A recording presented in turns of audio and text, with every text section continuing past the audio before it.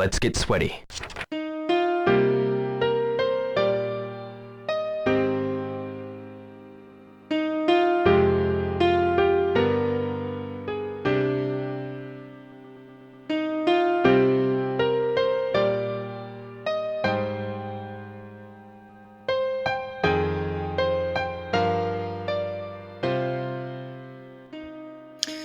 Hello and welcome to Thy Shenmue Dojo show.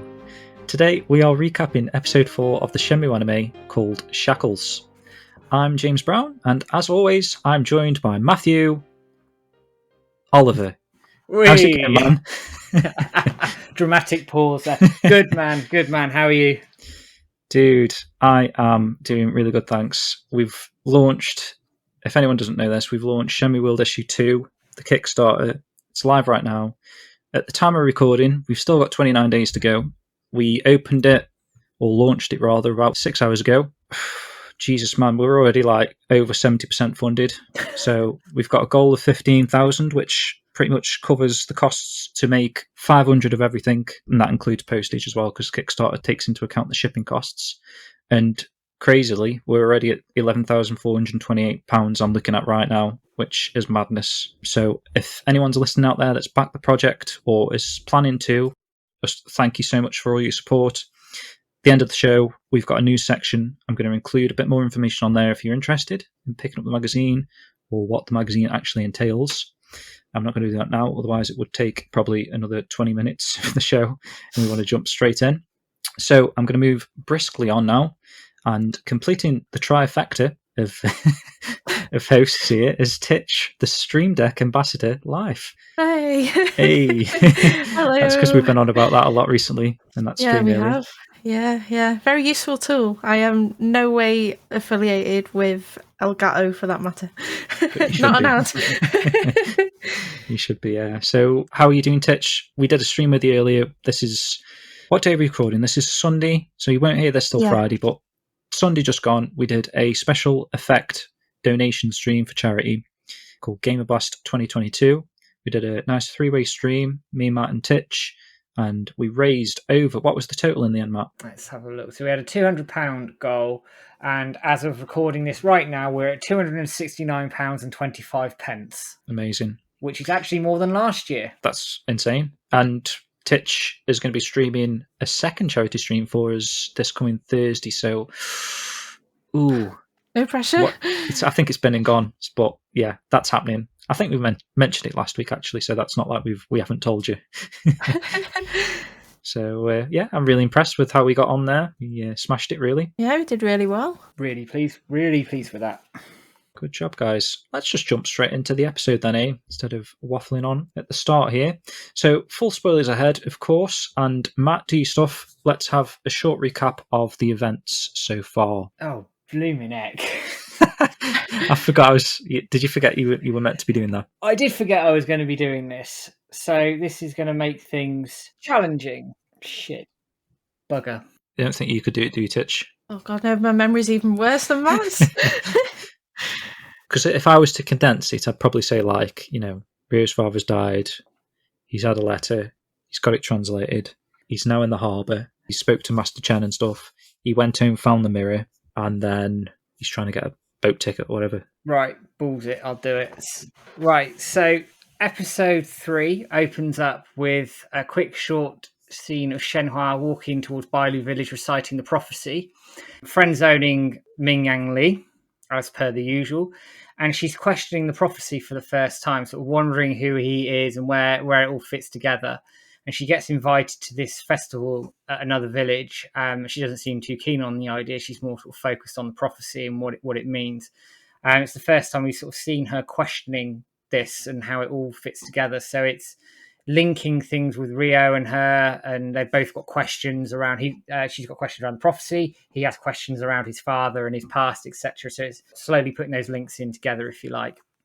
So after that, it moves in very, very quickly to a scene over at MJQ Jazz Bar by the looks of it, and you see Terry for the first time, and he's a little bit keen on who took out Charlie, essentially. And then it cuts to another scene very quickly with Rio walking down Dobuita Street, and a flashback to Yagameshi-san, who tells him to go to the antique shop to get the letter translated that came just after a whale died. He goes over there and he sees Gawain, who lets him into the antique shop. And Rio gets the letter translated by the lady there, and it's reverse kanji, so she uses the mirror to do it. And you get the famous scene very shortly after that, where Rio goes to the tobacco shop to type in the number and give the password to go and meet Master Chen. Now, in the Japanese dub, there's a slight translation issue here, that it was called Father's Sky rather than Father's Heaven, and Common Allies rather than Comrades. But in the English dub, this was okay. Anyway, sort of swiftly moving on, it ends up at the harbour, where Rio bumps into Goro, beats him up because he's trying to take money off of somebody, and Goro sort of runs off, sort of scolded and broken. We then go over to Rio attempting to sneak into warehouse number 8, and this is sort of condensed down very, very quickly. He then gets captured, and you end up at the warehouse number 8 scene, where Master Chen meets Rio, and Guizan's also there with him. Rio resolves to find the Phoenix Mirror, which he then goes ahead and does, with it notwithstanding the fact he has to go and get the sword handguard from the antique shop as well. It then cuts to a very quick scene with Master Chen and Rio once more at the warehouse number 8, this time in possession of the Phoenix Mirror. However, Chai, the sneaky bastard, gets in through the window and tries to nick it. They then fight off Chai using the button that moves I can't remember what they're called on the top of the roof, sort of machinery on the roof, we'll call it. Crane thing. Oh, yeah, crane thing. It drops the mirror, Rio grabs it back, and they have another conversation where it's intimated that Landy is about to leave for Hong Kong, and you see a scene with Landy on the boat leaving for Hong Kong. And then Rio resolves himself to the fact he's not going to get help from the Chens, so has to get himself to Hong Kong himself. Wow, well done there, Matt, from memory. I think you condensed the whole episode down there really well, actually. Nicely done. Thank you. So we're going to jump straight into episode 4. I've got the synopsis here. This is just what it says. It starts off with this line. So, to chase Landy, Rio decides to go to Hong Kong, but realizes he does not have enough money to go. With Goro's assistance, Rio gets a part-time job, which he soon learns is in Mad Angel's territory. To seek information on Landy, Rio approaches Mad Angels. So, Matt, we've literally just watched the episode. Titch, I'll start with you first. I don't know why I said Matt, but can you give me your initial thoughts on the episode as a whole? What did you enjoy? What did you perhaps dislike, if anything? Oof, I don't think I've got anything to offer in terms of dislike. I really enjoyed this episode, and I enjoyed learning a bit more about Goro more than anyone, because you don't get much out of him in the games, but there was a lot about him in this episode. So yeah, that's my favourite bit. We're going to get into it. Perhaps we shouldn't talk about this now, but I did get a whole subplot rather, of Goro, which, yeah, like I say, we'll speak a little bit more of later. But Matt, what did you think of this episode? I thoroughly enjoyed it, actually. I was trying to figure out in my head as whether it's my favourite episode or not. I don't think it is, but when I'm saying that, it's shaded by a smidgen. It really is, narrow. And again, I think I've said this every week we've been on. I'm just impressed by the consistency of the bar of the story here and how well the anime is doing. I absolutely love this episode. We got some backstory on Goro. We got some lovely little Easter eggs. Yeah, man. Honestly, I am thoroughly impressed with what we're getting thus far. Yeah, I agree. You can't. It's hard to put. I don't think I can rank them just yet, because I know you guys sort of did last week, like 3-2-1 and 2-3-1 episode wise, but I really struggle to think actually now which is my favourite, because they're all at a very consistent high standard, in my opinion. And the way that they're fleshing out the story, the way they're telling the narrative, and stuff that the skipping's not too bad. I don't ever go into a new episode thinking, I'm disappointed that they've missed this bit. I mean, there might be a couple of things I would have liked to have seen, like the homeless man, or maybe some more stuff around the mirrors. But other than that, I think they're doing a very good job, actually, of telling the story in these 23-minute short episodes. And I think after episode 5, I don't know why I'm skipping so far ahead, but we're going to have like 2 hours of footage at that point. And I think from what they've done within these minutes, these hours, I think they've done a really good job. So I really do struggle to put them in an order, but maybe episode 4 is possibly my favourite, the one we've just seen. So we're going to get into that right now anyway. We're going to break it down. We'll go through each scene, see if we can give some more thoughts, maybe some discussions on the scenes as a whole. So I'll start with the opening scene, which kicked off with what appeared to be a rather interesting dream sequence, which is very reminiscent to the bad ending of Shenmue 2, right, Matt? Yeah, like I was very surprised by this actually. I know there's lots of dream sequences in the games, so it makes sense for them to take that sort of inspiration, but I was surprised that they went down the route of the Shenmue 2 bad ending. It's got some sort of little tweaks to it, but it is essentially the bad ending from Shenmue 2, sort of foreseeing the future if you don't finish the games quick enough. Yeah, I like that they've added stuff like that because it kind of like, it just adds to what could be, you know, in a sense of the future. We know that this bad ending only happens if you like hang around till April or something daft in game, so you don't typically get to see this ending. You may have seen it on YouTube, but the fact that they're showing this is a nice little addition to the series because we're seeing stuff that could happen or leaves the viewer thinking like, is this going to happen? You know, it's got that typical flashback sort of fuzziness around the edge of the screen there, so it's hard to determine whether it's a dream, it's something that's happening, something that could happen. You know, is it foretelling something? So what happens is it starts with a hazy dark scene.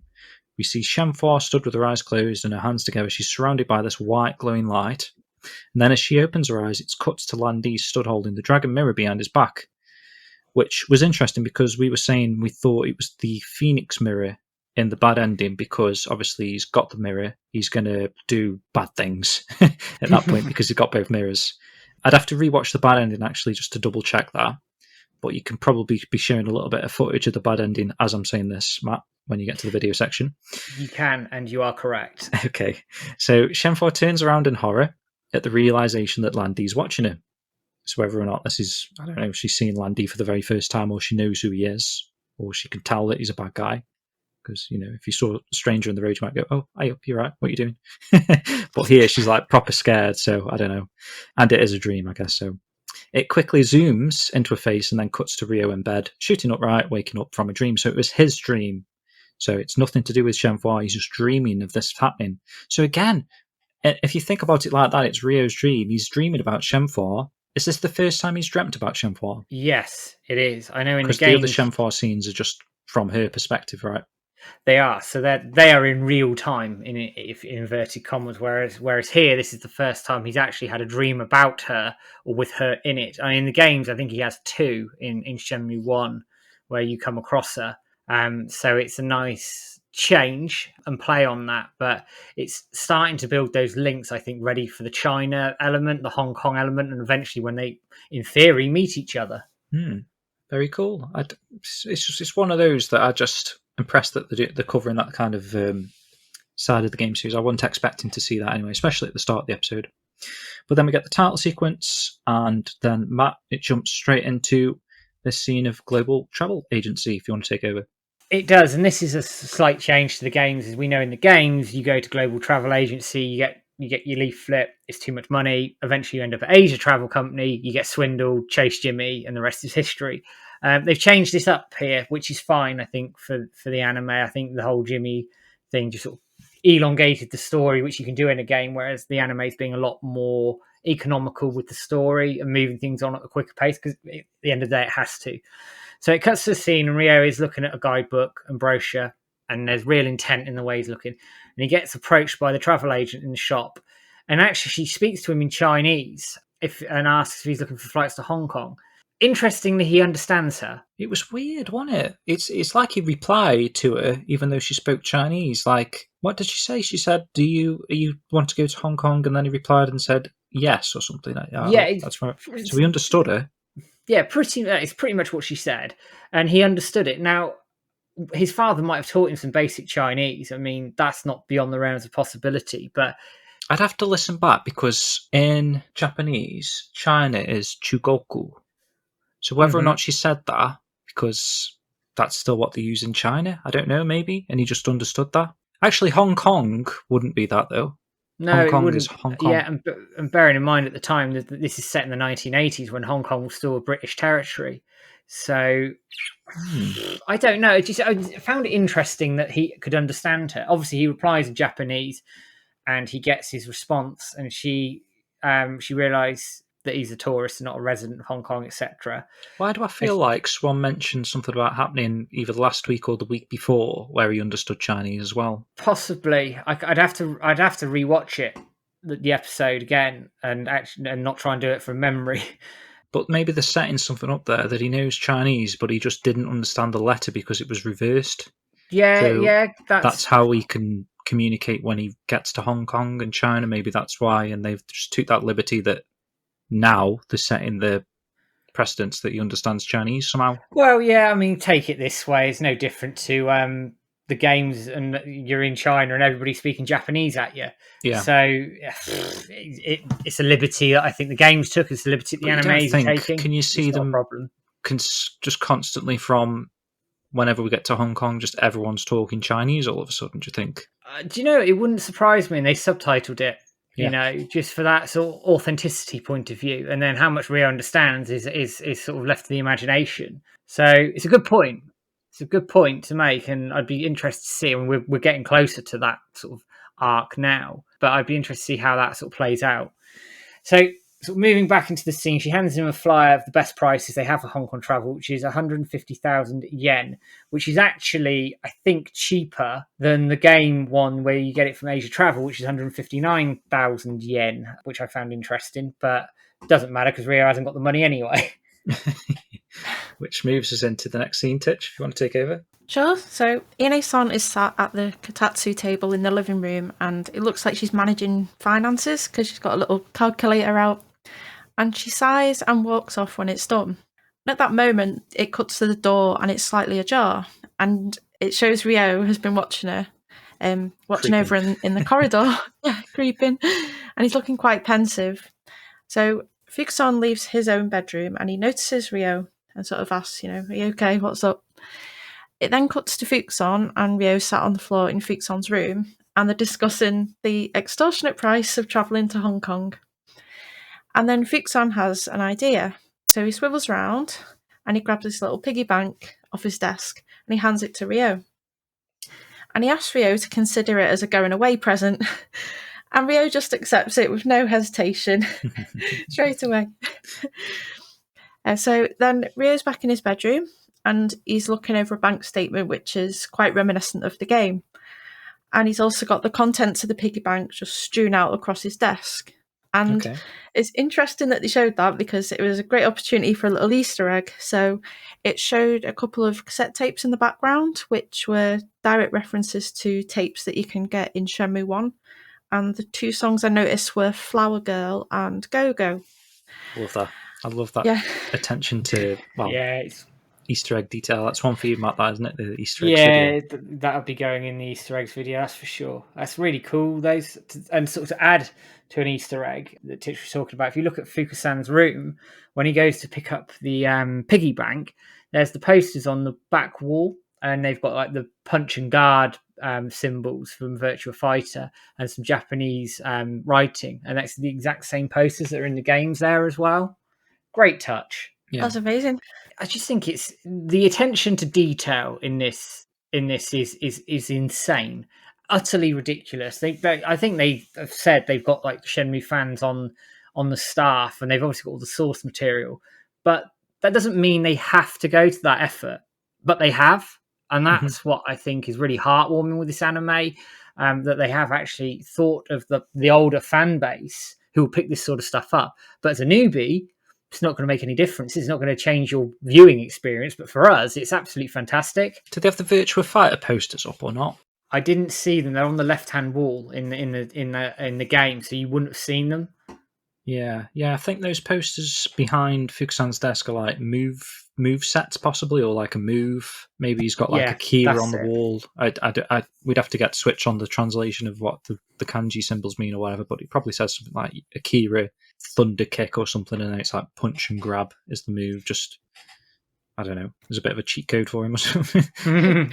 Oh well, cool. Should I crack on? Yeah, crack on.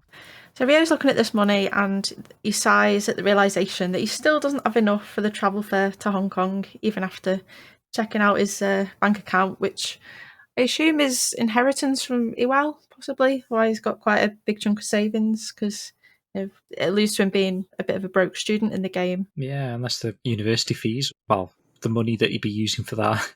Of course. He's already decided he's not going to uni now, I don't know. Good point. Yeah, so we cut to a scene where he's then stepping off the bus and he's greeted by Goro racing towards him. So we know Goro from, obviously, the last episode. He was introduced with his characteristic yo bro, of course, so they've copied that over from the game. And Ryo seriously then questions Goro why he calls him bro, and he responds by saying that it is his way of showing respect, as it's not every day he rubs shoulders with a big shot, apparently. So Ryo questions this, and Goro responds by saying that anyone who works for the Zhu Feng company is a big shot in my book. So that's interesting. So obviously we get this, I think we get this flashback scene where Goro was the guy that, we were questioning last week whether it was one of Charlie's goons or one of the Mad Angels or Terry's goons or something, or Goro. And it did turn out that those legs and that purple shirt was Goro. And he was watching Ryo enter the warehouse number 8 or whatever they're calling it, Zhu Feng Company or whatever, in this anime episode, which is why he thinks he's a big shot. He thinks he's like one of the Chens, possibly. So Goro offers Ryo anything that he needs in return, and Ryo instantly takes up the offer as he needs some quick cash. So Goro takes this too literally and rolls his sleeves up, ready to mug someone, which I thought was quite funny. He's going to go off and, mug some money out of people, and Ryo's obviously going to be fine with that. But Ryo stops him and says he'd rather him help in finding a job instead. So Goro claims to know everyone who's anybody at the harbour, and so gladly accepts Ryo's request for help. So this then cuts to a scene which is called Port Mess Hall for some reason, but it's actually what appears to be the harbour cafeteria. And Goro is still with Ryo. They're now at the harbour cafeteria talking to Mai, and she's working behind the till serving lunchboxes, probably Hoka Hoka lunches possibly, or whatever the cafeteria serves, I don't know. Nice to see Mai again, by the way, but they're asking Mai if she knows of any part-time jobs at the harbour for some quick cash. And it's cool, actually. It is Mai that actually, in the game, sets Ryo up with the job at the Alpha Trading Office, right? That is right, Yeah, yeah. it is, yeah. She sets him up and calls Goro a geek and everything else in between. Yeah, that's it, yeah. So they've changed the scene slightly, but she's still doing the same role. And Ryo asks if Mai's friends with this guy, meaning Goro. She replies saying more or less. And obviously, we know from the games they're eventually going to get married, so more than friends, possibly. And eventually the penny drops and Goro realizes that Ryo actually knows Mai. So Goro claims that he's straightened Mai out, to which she responds by clobbering him over the head with a clipboard, which is quite another funny scene, and claims that he's done diddly squat. Was that actually in the anime, diddly squat? Was that you? Yeah, yeah, that was an exact translation. Yeah, sounds like something you'd say. Yeah. And it's a slight change on the English dub, because she turns around and goes, "You ain't done jack shit." In the English dub. It's quite funny. Eventually, Mai remembers a place called the Alpha Trading Office, or Trading Company, sorry, and that they are looking for help. So if you want to take it over from here, Matt. Absolutely. So we cut into the Alpha Trading Office, and the first little scene you get there is, I'm not quite sure it was like a kettle or whatever it is in the middle of the room. But it's boiling water. And if you remember the scene from the games, that's one of the first things you see where Ryo walks into the Alpha Trading Office. So that's a nice little Easter egg. I feel like Switch has got a post on that, like it's got a specific name and a specific use. It does, and I can't for the life of me remember what it was. I'll probably try and link that. If I remember, I'll link that post in the show notes. Do a bit of research and get it in the show notes, and I might see if I can lift it from Phantom Riverstone onto the video. But anyway, he goes and speaks to Yada-san, who's the Alpha Trading Company manager, and he says that he knows Ryo's story and asks if he can start the job straight away, which Ryo accepts and thanks him for the opportunity. And before I move into the next scene, in this scene on the left-hand side wall, you see the health and safety poster with the cartoony cartoon guy, yeah, and with the yellow hard hat on, which is exactly the same as the games again. I mean, these Easter eggs are across the whole 4 episodes have been top notch so far, and again, it's just knocking it out of the park. I didn't even notice that one. That's a cool catch. So we then cut to them heading down a large outdoor staircase. They've moved the office, which is fine. It doesn't really matter. And Yada-san tells Rio that he needs to learn the ropes. And Mark is passing by the forklift, and Yada-san gets Mark's attention and asks him to teach Rio, and he says, yeah, okay. Rio politely tells Mark that it's nice to meet him, but Mark is very cold here, sort of narrows his eyes and tells Rio to follow him. It's almost like direct contrast to the games where Mark is really friendly, quite bubbly, quite a nice man. Here, he's very wary of Rio, very cold towards Rio. Doesn't really want to help him, but is sort of doing it because his boss told him to. So it's a complete contrast to where we were in the games. Yeah, we did say it seems like he probably has something on his mind, because we know in the games his brother's dead or whatever at the bottom of the ocean and concrete boots, whatever. But I don't know why I laughed then. Sorry, Mark's brother. But in this, he's starting out suspicious of Rio, maybe Rio's intentions, or he's got something on his mind. He's got that very stern look. Like you say, he's very cold towards Rio, at least from the start, until we get into the next scenes. Yeah, I'll carry on with them because it's quite a short scene here. So we cut into a warehouse full of crates, and you've got like a few little snippets of the forklift. So you've got the forklift being driven, the forklift arms being moved up and down. It's basically sort of Rio's very quick introduction to how to use a forklift. Mark then leaves very abruptly, basically telling Rio to figure it out for himself. Again, much colder. Mm-hmm. Rio then sort of stands there, looks pretty lost by the situation, and then gets to work moving some crates around. And he proudly states to himself that he's getting the hang of it. A colleague calls over saying, "Oh, you're a young boy from Alpha Trading, can you bring that over here?" And Rio accidentally shoots the forklift into reverse, nearly hitting the wall. And he looks quite pained and panicked by it, and he almost breaks the cargo. And the guy has a bit of a go at him, and Rio, holds his hands up and apologizes. But it's quite funny to see Rio cocking things up like that, considering he's supposed to be a certified forklift genius, according to everybody who's played the games on YouTube. Or hasn't played the games, perhaps. Well, or hasn't played the games. Yeah. But anyway, again, it sets the scene, doesn't it? And it's more around Mark that interested me here. Yeah, I think they're setting things up with Mark. They are. They're very much setting things up with Mark and how that story is going to progress. Because obviously we know the story about Mark's brother, but at this point Rio doesn't. And Mark doesn't know Rio's story either. So they're sort of just building those seeds slowly to then obviously push that forward. Mm-hmm. So we're outside of Alpha Trading offices again, and Mark and Rio are done for the day. And Mark's heading up the stairs into the office, and Rio's sort of behind, and he shouts up to Mark and says, "Thanks for helping me today."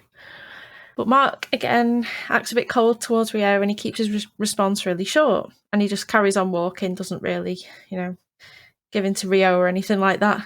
And then we see Goro running up to Rio with another yo bro, asking over Rio's first day on the forklift. And Mark sort of stops at the top of the stairs because he's like, "Oh, conversation," and he starts listening in. Ooh, gossip. Oh, yeah.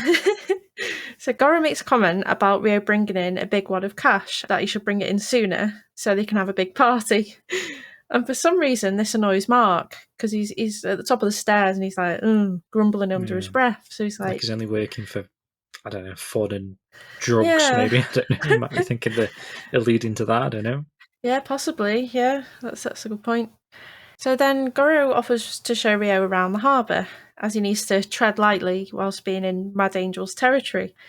So they set off on the little tour, and we see shots of the pair walking around. And then, true to form, Goro enlightens Rio with the fact that he knows the best spot to take a leak, which is a reference to the game, as we know. Yeah. And that very spot has a lovely view across the water. We got kind of like a montage of screenshots here, aren't we? Rather than they weren't particularly animated, it was like a montage of about 6 still images. Yeah, which right. it was quite effective, I thought, especially that view at the last one.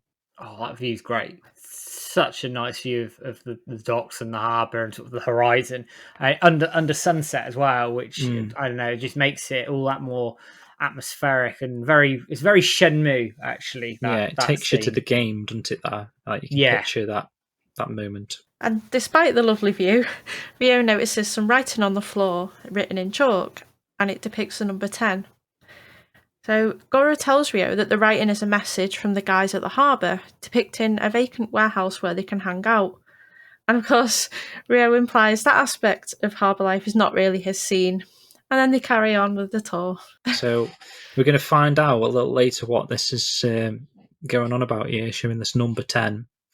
This is something they've added into the anime, because this obviously wasn't in the games, where I don't know who's doing it, but like people that work at the harbour, perhaps they're writing this number in this particular one spot as like a kind of a secret message. But at the time, I mean, I wondered where they were taking that, whether we were going to see a party perhaps, or Ryo's going to get introduced to other people that work at the harbour perhaps. I don't know, but obviously we do get a meaning to that a little bit later. But it cuts back to warehouse number 8, and it's now night time. The moon's shining bright, and we see Guizhang stood by the window with his eyes closed, thinking about the comments that Ryo made about being his father's son. Is that a flashback as well? We get a little flashback there, maybe? Yeah, we do. Flashback. Yeah. That was the flashback, okay. And Master Chen's coming down the stairs. He notices Guizhang's deep in thought. Master Chen asks him what is wrong. So Guizhang then asks Master Chen if he should still be tailing Ryo, since he's meant to be his bodyguard. Master Chen says that it was just a cover, so that Guizhang could keep tabs on him. But now that Ryo has the Phoenix Mirror, the Chens cannot afford to get involved any further, as it will escalate tensions. Interestingly, while departing, Master Chen adds that it would be a shame to fail Yuan Zhu. So we get a little bit more context there. Obviously, in the games, we know that Guizhang's, apart from that scene, he's not really a bodyguard anyway. He's going about his business, but he's still on, like, not friends again. I don't know what kind of terms he's on with Ryo, but Master Chen and Guizhang are always involved, aren't they? You can ring them up. You can, like we've said before, you can go get your move scroll translated. You can go get the mysterious scroll translated. These are a few things that they're willing and happy to help with. In fact, you might even have another scene with Master Chen a little bit later where he's being quite friendly. So here is interesting that they've decided to take it down a route where Master Chen doesn't want any more to do with the situation, but he does think it's a shame to fail Yuan Zhu, which he's just said there. So he knows him quite well. Obviously, that's the guy that he's introduced. He's Ryo at the end of the game with the introduction letter. No, it isn't. That's Tao Li Shan. How does he know Zhu Yindar then? He's a trader with him, isn't he? They've been friends for years. That's about as far as it goes. Yeah, that was... can't remember if it was last episode or a couple of episodes ago. It was just briefly mentioned in passing that Master Chen is friends with Yuan Zhu. Like, Yuan Zhu's an old friend that he knows from Hong Kong. Right, that makes sense then. Yeah, because I think Ryo shows him the letter, shows Master Chen the letter, and he's like, oh, Yuan Zhu, yeah, it's an old friend of mine. So, okay, so Master Chen, he does know who Yuan Zhu is. He's friends with him. Yeah. Yeah, so that whole scene's a little different, but, follows the game a little bit, maybe. It does, and it doesn't. I mean, the one question I had is, obviously, with Master Chen, is why is he making the active decision to not help Ryo, considering he had his word to Yuan Zhu? Yeah. I know it's escalating tensions, etc., and he doesn't want that, and that's the obvious reason, but I just wondered if there was another motive to it. I'm probably just reading between the lines and making something completely up on the spot, but considering he's supposed to be his friend, and he and Yuan Zhu has basically said in his letter, if you need help, seek the aid of Master Chen. But then Master Chen to go, no, wash my hands of it, thank you very much. I don't know. Yeah, it's one of those scenes where it could have happened in the game, but obviously, again, we only see the game from Ryo's perspective, so we just assume that Master Chen and Guizhang are still on Ryo's side. They're still trying to help. They're still there for assistance from what Yuan Zhu wants. But this is what the anime does so well, is it gives you those tidbits that the game doesn't have the time to. Because if the game did all of this stuff on top of everything else, you've probably got a 100-hour game. It gets crazy, doesn't it? Especially if they go deep with some of the stuff they mention in the anime. Yeah, exactly. So you could be there for a long, long time. So again, I think for old fans like us who've been around a long time and have watched the anime for the first time, played the games countless times, it's engaging for us as old fans to be talking about this sort of stuff, because we're talking about new stuff about a 20-year-old franchise, for God's sake. And you'd have thought over 20 years we'd have exhausted everything, and just as we have, they've released this anime and we're talking about new things again. It's a fantastic time to be a Shenmue fan, for sure. Makes me wonder what they're going to add to Shenmue 2 as well. Well, yeah. Because there's already a ton of stuff in Shenmue 2, so if they start adding more stuff as well, I don't know how they're going to squeeze it in the episodes, but I'm really intrigued at the same time. I have no idea, but I tell you what, I'm looking forward to it. Mm. So we go back to the harbour the next morning, and Rio is back in his forklift, and he's a bit downbeat, and he just accidentally, although quite lightly, driven the forklift into some cargo. It sort of tings the forks of the forklift on some what looks like shelf racking. It's kind of what you do in the game. Yeah, exactly. In the games, you pretty much always drive into something, or the invisible man pops up out of nowhere and just stops you dead. Yeah.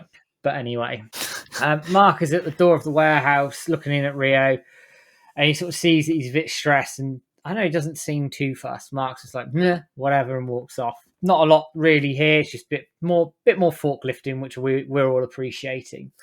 And then cuts to the Hazuki residence. I presume this is around the same time as Rio's driving into cargo. Nozomi stood at the main entrance of the Hazuki residence. She talked to Fukuzan, and he's telling her about Rio having a new job, and that the reasons why he's not at home. He offers to pass a message over, but Nozomi politely declines and says she'll stop again. Outside of the residence, she wonders what the link is between Rio skipping school and now having a job. She's quite worried about this in the games. I know she mentions that he's skipping university orientation, etc. But again, this is sort of adding more story around Nozomi and Rio's relationship, and how I think it's very different actually here to the games. He's very cold to her in the games. He's very standoffish, stoic. Nozomi's very gentle, very caring. Here, I think she's a bit more forward, but obviously caring. And as we're going to see later on, I think Rio cares for her a lot more. And I really like how they've played that relationship out more than the games do. I think because Rio comes across as a bit of a dick towards her at parts in the games, and he's focused on revenge, etc. And fine, but here, despite that, he's still nice to her, even if he's distracted. He's still nice to her. So it's a nice change. Yeah, and this scene, it seems like it happens in the daytime, right? Just setting up the scene for later when we get to that. So we're outside of trading offices again, and it's the end of another work day for Rio. And he is wishing Mark a good evening, despite him being quite cold towards Rio, whilst he's climbing up the stairs. And Mark actually waves goodbye to Rio, which is quite surprising considering how he's been so far. And it's a bit reminiscent of the previous scene at the end of the workday, because Goro's running up to Rio again after he said bye to Mark. And this time he's brought Rio a coffee. And Rio's sort of suspicious about this, so he starts questioning Goro as to why he's being so helpful. And then Goro reveals that his father once left the house when he was little and never came back, which is quite interesting. So we're getting a bit of sort of backstory and lore into Goro now. He has no real memories of what his father was like and really wanted to get to know him, but didn't have the guts to find out because he's a wuss. And he actually said this isn't from me. Because he's a wuss. So, yeah, exact words. So then Goro tells Rio that he knows about Iwal's passing from Mai, and that he respects Rio for not throwing in the towel and giving up after his father's death. So this got Goro thinking that he really wants to do what he can for Rio, so then he can eventually grow the balls he needs, exact words from the anime, to go out and find his own dad. And then Goro encourages Rio to continue his journey and offers to pay respects to Iwal's grave, which is quite nice and quite I thought it was a bit out of sort of character for Goro, and it's definitely not something we saw in the game. So I think they're trying to create a storyline with that. Yeah, it does sort of build his friendship up with Rio, doesn't he? And obviously, the typical yo bro, and some of the ways he speaks to Rio, especially later in the game. He has pretty much built quite a strong friendship over the. He's only had a job for 5 days, so it's been like 5 in-game days, and they're quite matey towards the end of it. And then Rio obviously even talks about Goro to Shenmue, so he left a lasting impression on him. But overall, I mean, I like that they've included another side of Goro, because, like you say, it does add a little bit more to his character in the game. He's just just kind of a comedy character, really. He helps Rio out a little bit, but doesn't really have anything major in the story apart from setting things up with Mai and the marriage scene. That's probably the only notable scene of fleshing out Goro's character. But this kind of does flesh out Goro's character. It gives him a bit of a heart that perhaps he hasn't got in the game. It kind of shows potentially why he's turned into the guy that he turned into, like the mugger, because he's not had parental support. Possibly he's gone down a certain path that's led him to steal money from people, perhaps, and seeing Rio's changed his whole mindset really going forward, and because of Rio's situation, it then leads Goro into this. I don't know if they're going to continue this in the next episode, but in wanting to find his father, I don't think we'll get any more of that, and this could just be potentially for what happens next, for setting up the scene for how Mark changed his tune. But I mean, if they do continue this lead that they've placed here, I'm all for seeing Goro's little adventure, unless it's going to be a side story or Goro the animation. Yeah, why not? No, it's good. It gives Goro a bit of character, a bit of flavour to him, and I know by the end of the games, he does have his heart in the right place, but actually a bit of context to him having the heart in the right place and why. It just makes all the difference to his character, I think, and probably makes him more likeable than I think the game version is. Certainly in some circles that we particularly know. Peter. I'd like to see hear Peter's opinion on Goro. Yeah, after the anime. I would. But I think this Goro maintains the core characteristics of the Goro that we know from the games, but also gives him an added dimension, an added layer, which I think just rounds his character off really nicely. So Mark he's still at the top of the stairs, and he's actually stood overhearing the whole conversation. So he's one of these. He's eavesdropping. Yeah. Yeah. Well, earwigging. Earwigging. Doesn't seem the type, does he, Mark? But no, it's really bizarre. But yeah, it is very reminiscent of the previous scene. This, so he's overhearing the conversation again from top of the stairs outside Alpha Trading Company, and Rio asks a favour of Goro and says, what do I have to do to meet with the Mad Angels, as they're connected to his father's death? And because Mark's overhearing this, his ears prick up even more. So it's like, oh.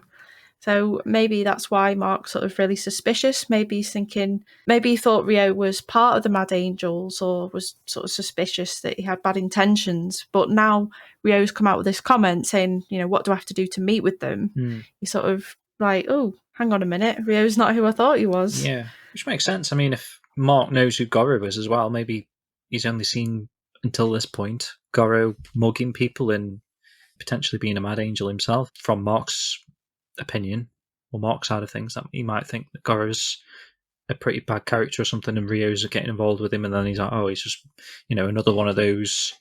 Whereas this is, like I say, it's changed Mark's tune really since this moment, and then we start seeing a bit more of a perkier Mark rather than the that stern Mark from the first half of the episode. So this transitions back to Sakuragaoka, where Rio's seen heading home, thinking about his conversations with Goro and the Mad Angels, and he's actually stopped in his tracks by Guizhang again, who's surprised to see, because this confused me. Does Rio know that the Chens have done with him? Is that because that last scene from episode 3 where they were like, he was being a bit of a knob to Guizhang? Yeah, I think where he says he's not going to help him get to Hong Kong, I think Rio just makes the assumption that they're done with him, not going to help him. Which it's a fair one. Yeah, so Rio's surprised to see, because he thought they were done with him. And then Guizhang lunges and attacks Rio for some reason. Rio and Guizhang have a brief, dramatic fight, but are both unscathed. So there's a lot of punching, hand waving, and kicks and stuff like that. But Guizhang finishes the fight with a leg move called the Swallow Dive, which he then offers to teach Rio, but Rio hesitates and asks why.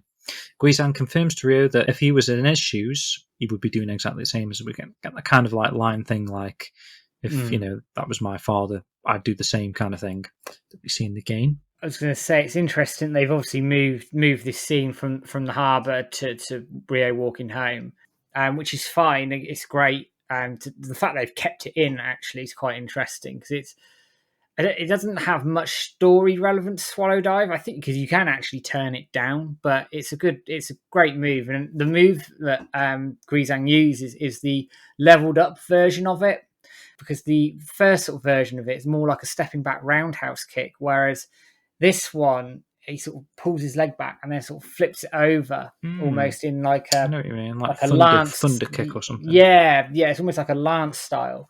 It's probably the best way I can describe it. Probably, absolutely mullering this move. The martial artist is going to come and kill me, but it's good to see it in here. And again, I think Guizhang and Ryo have a sort of, an unwritten respect, if you like.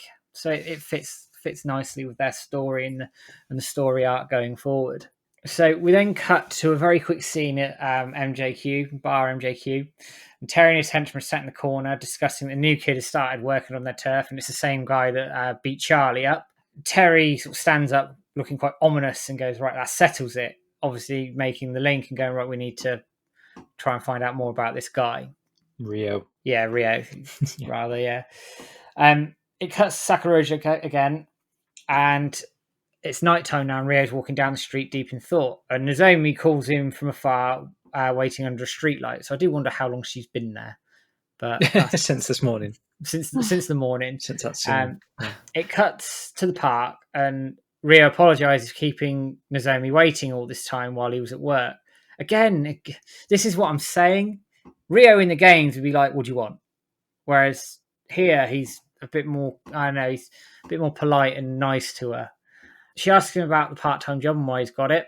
After some time passes, it sort of cuts to the pair being sat on the bench, with Nozomi saying she had no idea about Ryo searching for the truth behind his father's death. So interestingly here, Ryo's opening up, whereas in the games and with her going to Canada, she's quite open about how she feels and everything. And Ryo's very stoic. He doesn't really radiate very much. And he's like, there's things I must do, etc. Here, he's been quite open with her and honest. Mm-hmm. And he also apologises for worrying her. And Nozomi sort of not condones his actions, but at least sort of gives him the green light of saying, well, if you believe what you need to do, go and do it, sort of thing. Doesn't try and stop him. And then Ryo asks Nozomi what advice she wanted, and she sort of brushes it off and pretends that everything is okay, which then sort of comes into the next scene, which I'll pick up because it's only a very short one, but it's a very nice scene again. It cuts to Nozomi having dinner with her grandmother, who is asking what she's going to do about her father's proposal, which we know is to go back to Canada. Nozomi directly asks her grandmother what she thinks is best, and she said that she'd be sad to see Nozomi go, but with her best interest at heart, she thinks she'd go back with her parents. So that might well be the nail in that coffin that makes her go, and why she went. And then with Ryo obviously disappearing off as well, I think that's probably how that all sort of ties together at the end. It then cuts to Nozomi in her bedroom looking at photographs of her friends, and there's one of Eri wagging her finger at Ryo, which is pretty much Eri down to a T. She does have a pop at him for treating Nozomi badly in the games, but she sort of spends special attention to the one with Ryo in it. And it's just a nice filler sort of content to that story around Ryo Nozomi and her leaving for Canada. It fits really well, again, with the games and giving that context. And it just builds her character in the anime a bit more and gives her... I don't know, I think I prefer her character in the anime, actually, to the games. And that's not a slur on the games. I think they just give you more to work with here. Yeah, she's very sweet in the game, but in the anime, she's got a bit of fire about her as well. Yeah, and I like that. She's still a nice person, but she's, she's going out of the way to seek Ryo and express her opinions a bit better. And I think touching on the Eri thing, I think they know that they can't include every single character from the game, so they're trying ways of including things that make you know that these people exist. So we've seen a picture of Naoki and Ichiro or whatever his the other friend is, when Nozomi and Ryo on that photo. And we got another photo here of Eri, so it's like Eri exists, and for fans of the games that know these characters, it's just another Easter egg, I suppose, that they've included, that they don't need to show Eri in the game because she doesn't serve a purpose as such story-wise, but they haven't forgotten her, if that makes sense. Yeah, and it's just they're not shoehorning characters in for the sake of shoehorning them in. They're putting them in quite subtly, which is, again, it's just a good way to do it. So it's the next day, and we're back in the harbour, and Rio's back on his little forklift. And he's been placing some crates onto a shelf, but he's noticed they're looking wonky. And over his shoulder, Mark's been watching him, and he steps in to assist and correct his mistake. So it looks like he's starting to warm to Rio now. He's sort of, because he's been overhearing these conversations, he's changed his tune a little bit. Mark's the creeper now, isn't he? Yeah, Mark the creeper. It's nice, actually, because sorry, I was just going to say about the... That's okay. You mentioned it about your OCD map for the crates. I mean, Yeah. I'm the same, to be honest. If they're not straight, I'm not leaving the warehouse. Got to straighten them out. So it bizarrely cuts over to Ida Flores after that short little scene in the harbour. And Goro and Mai are visiting this time. And Nozomi's working and she's sorting some flowers out. And Mai questions why Goro is even getting flowers in the first place, because it's totally out of his character. And he says, well, they're for Iwal's grave. And Nozomi's sort of faffing about, and she overhears him talking about Ryo. And Goro's saying, oh, he's such a big deal, he's this big shot. And he's going to be facing baddies in his quest to find out about his father. And he sort of alludes that the baddies are the Mad Angels. And then Nozomi's ears prick up and she's like, oh, hang on a minute. So she asks Goro who they are, and then Goro says, well, who's Nozomi, who's this? To Mai. And then Mai points out that she's Ryo's classmate. And then Nozomi questions again what Goro means by Ryo taking them on. So Nozomi clearly got some information out of Ryo in Sakuragaoka Park, but not enough, to say that he's going to be beating up a load of people and getting involved in fights. So he's obviously not, trying to trouble her too much, because he knows she's already worrying about him. Mm-hmm. So a funny little scene here is that Goro starts to cover his mouth and shake. He's like, oh no, he's put his foot in it. He says, oh, you didn't hear that from me. And then he's visibly regretting opening his big mouth and giving away too much information.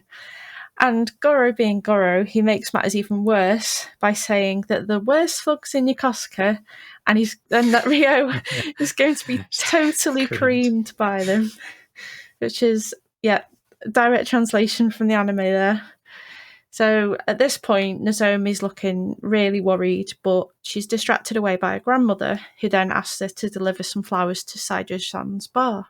So we cut back to the harbour, and we're actually inside the Alpha Trading Company offices, and Mark's just putting some things away in his locker. And Ryo approaches him and asks why he's starting to teach him how to use forklift properly, because now Ryo's noticed that Mark was a bit sort of standoffish at first with him, and now he's sort of, oh, why is he suddenly helping me? It's a bit, suspect. Warming to him. Yeah, it's interesting. So Mark closes his locker and dismisses Ryo and tells him to go home, as he's got an early start again tomorrow. So he's not quite opened up to Ryo yet. He's just still testing the waters, I think. Did anyone think at this time, saying early start, we were going to get like a forklift race the next day? Oh, I never thought of that. Oh, no, at the time I was thinking that, but then obviously we didn't. Oh, it's a shame. But this cuts back to the harbour at dusk now, and Mark's on the ground. He's getting absolutely smashed in his face and his chest by thugs, whilst getting questioned by them about Ryo, and that he should bring them to him. So Mark refuses, claims that he doesn't know him, but they don't actually believe him. They might have seen him with him, I suppose.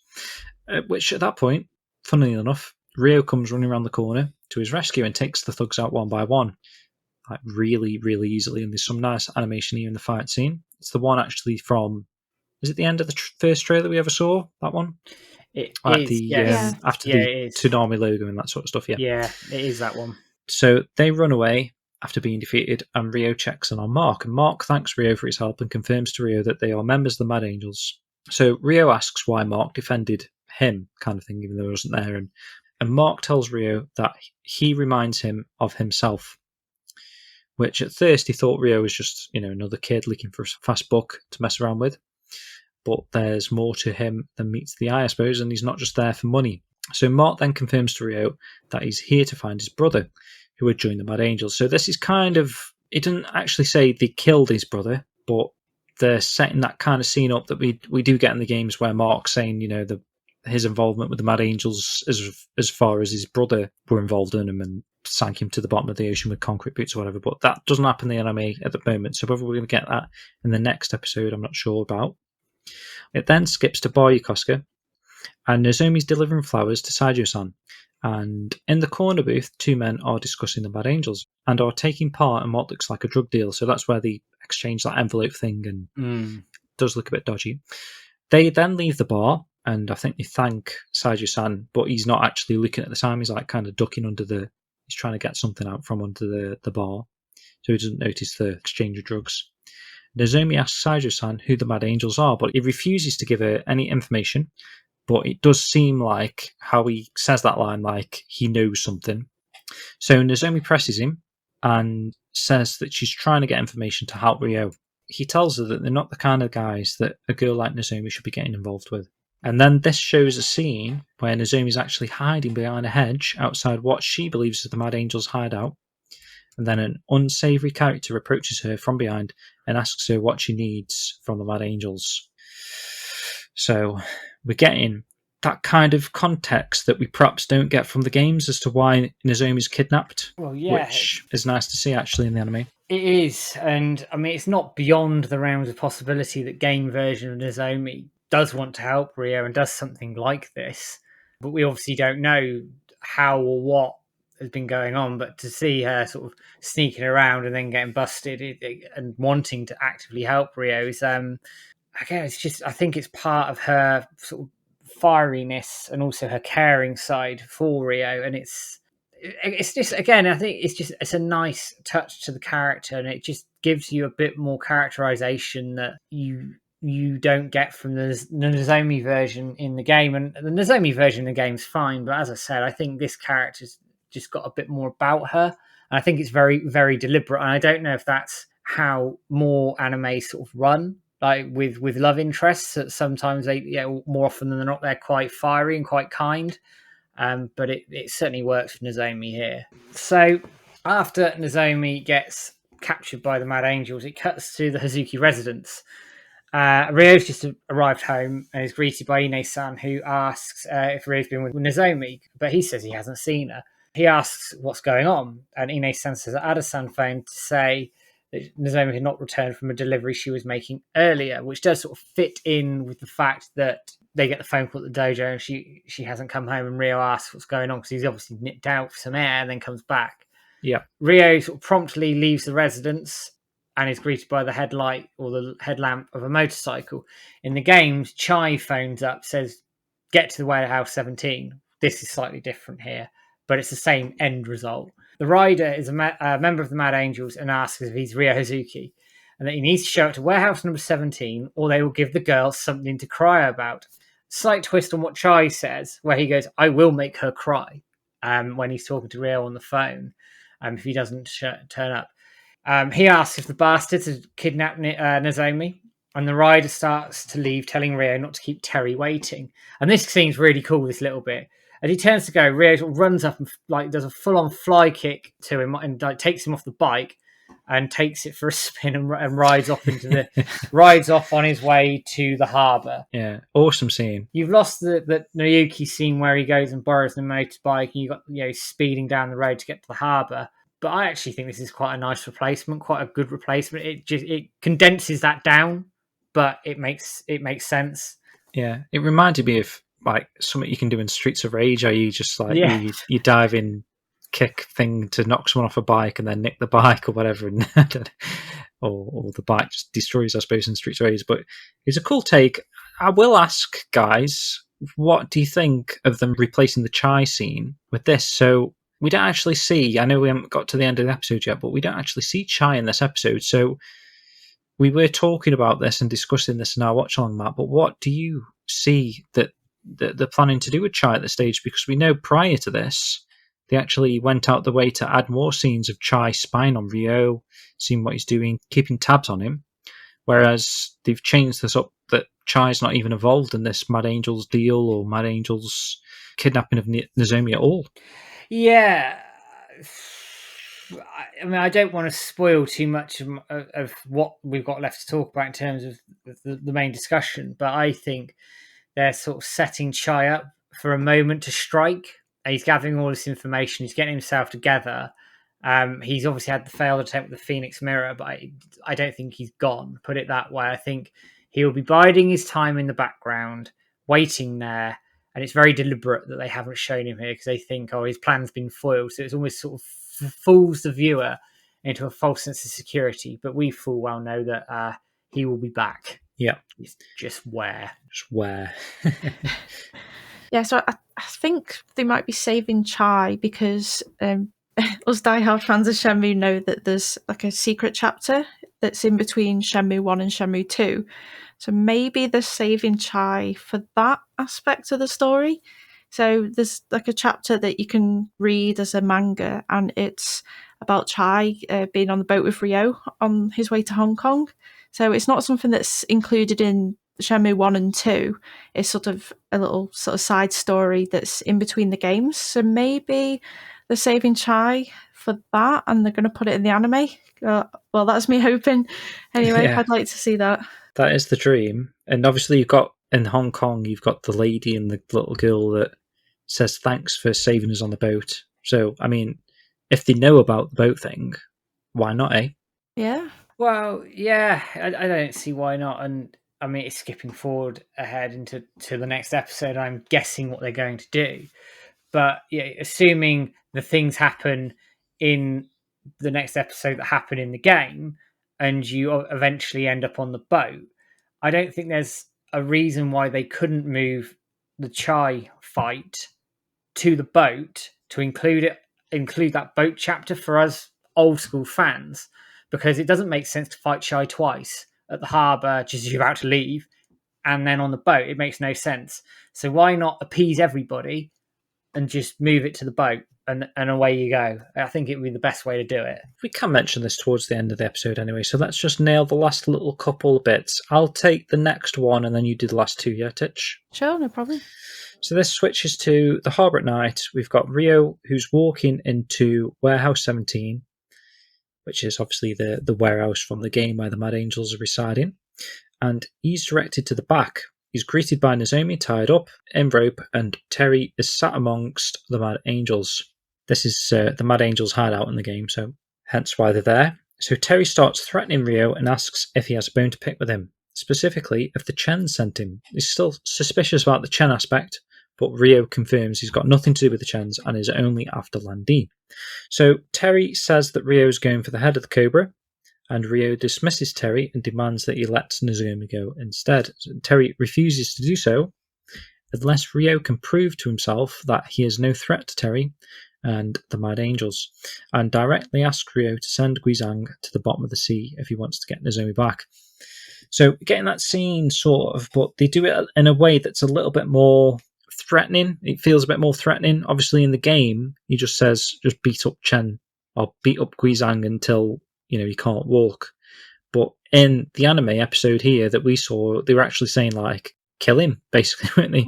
If you kill Guizhang, then I'll give you what you need, kind of thing. Yeah, I just think it fits the narrative, doesn't it? That the whole, the stakes seem a lot higher here for Ryo. The underworld that he's involved in, the Mad Angels, Master Chen, the Chi men, they carry much more of a threat, certainly, or an intimated threat than I think the games give over. It's not that they're not threatening in the games, I just think they're more threatening here. So we cut to outside the warehouse, and a few members of the Mad Angels are leading Ryo outside, and one of them's actually got a knife pointing into Ryo's back. So yeah, Ryo's clearly under threat at this point. And Ryo actually starts contemplating about the best course of action, which is quite out of character for Ryo because he's someone that just sort of acts quite rashly and he doesn't think about what he's doing. But he's actually, at this point, he's starting to slow down and think, actually, what's the best thing I can do here? Especially, with regards to both Guizhang and Nozomi, because they're both in danger at this point.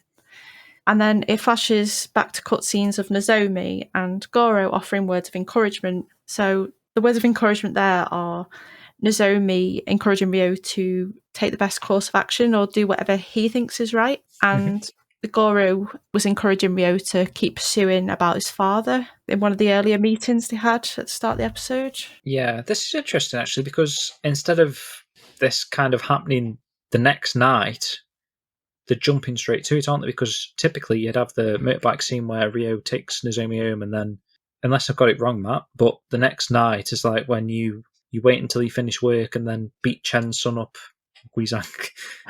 You're spot on. I mean, Yeah. you do your 5th day of work, rescue Nozomi you meet Terry, and he says beat up Guizang. You take her home. You go back to the harbour the next day, get fired, and then you're locked into the final scenes. So they've obviously, well, I'm just guessing here.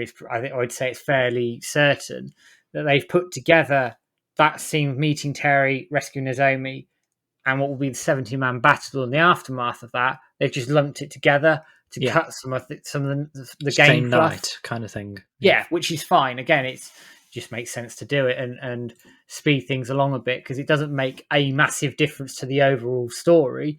So it's I think it's just a necessary change. Yeah, works. Yeah.